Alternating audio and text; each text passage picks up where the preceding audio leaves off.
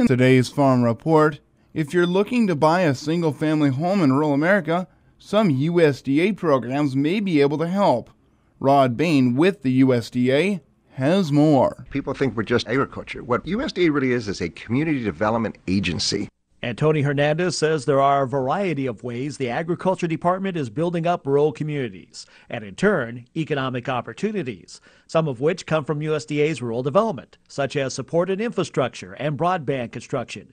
But as the administrator of Rural Development's Rural Housing Service notes, one of the biggest barriers to job generation across the country in rural America is lack of workforce housing. So to assist, USDA offers 2 home ownership financing programs. One is the Single Family Housing Direct Loan Program. USDA, we're the direct lender. To assist low and very low income applicants buy a home in rural areas. So people come to our office, they go find a realtor, they do some home buyer education, they come to us, and we then lend directly to that home buyer. That's called the 502 Direct. Hernandez says potential applicants can go first to this web address, www.rd.usda.gov/programs-services, to find the direct loan program and check for eligibility. And when you get to there, you find out, based on a zip code, do you qualify for this program? Is that rural enough? Because we have a definition. Congress has said we can only lend in certain places, which is called rural America. That's at populations of 20,000 or less. And so people have to find out if their property is really going to qualify for it.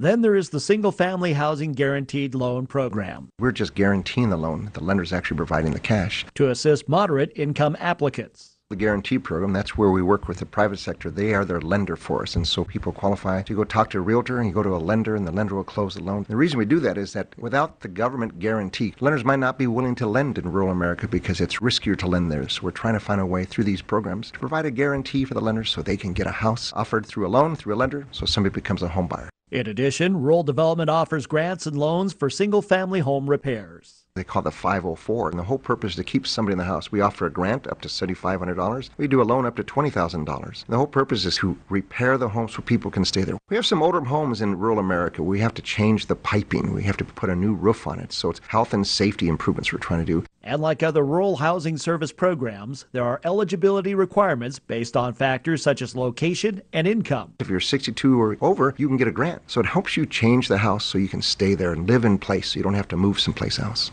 Details about and applications for all these programs are available again online at www.rd.usda.gov/programs-services. I'm Rod Bain reporting for the U.S. Department of Agriculture in Washington, D.C.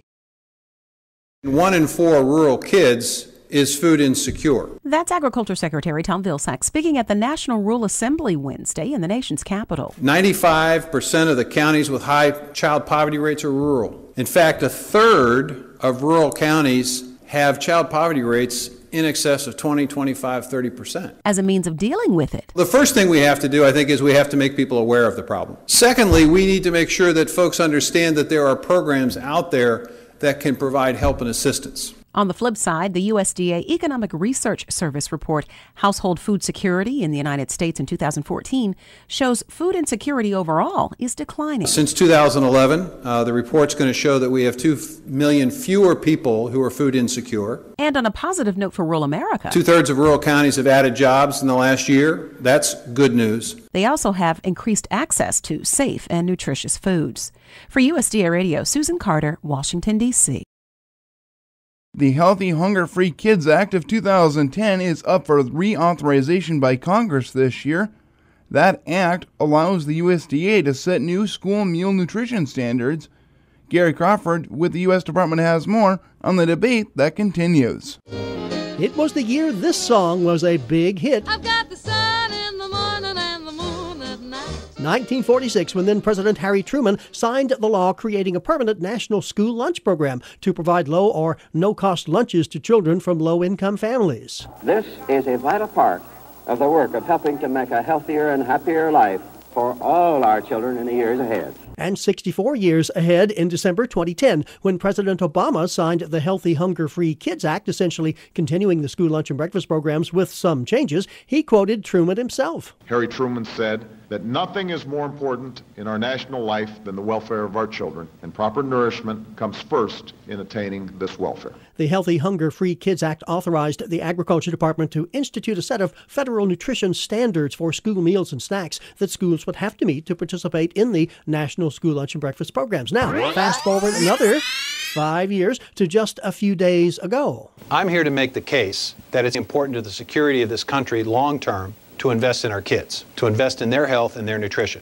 Agriculture Secretary Tom Vilsack at the Center for American Progress in Washington, D.C., sounding a lot like Harry Truman, who said basically the same thing. Children are as necessary to the welfare of this country as is Wall Street and the railroads or any other part of the country. Well, very few people would disagree with those statements, but there has been some disagreement and controversy surrounding the new nutrition standards that were developed in the 2010 Healthy Hunger Free Kids Act. That law is about to expire now and is up for reauthorization by Congress. Some lawmakers have had some complaints about the school meal nutrition standard, that it's causing more plate waste, that it's causing unnecessary costs for schools, and that school food service people are against the standard. But Ag Secretary Tom Vilsack told his audience only a handful of schools are having problems meeting the standards. They are being given some flexibility and technical help as to whether kids are accepting the new foods and whether it's making a difference in their nutritional health. There are several studies that suggest that there are more fruits and vegetables being eaten, more entrees are actually being consumed, so that reflects greater acceptance on the part of students. There's the Harvard Public Health study that suggests that indeed there is less or certainly not more food waste.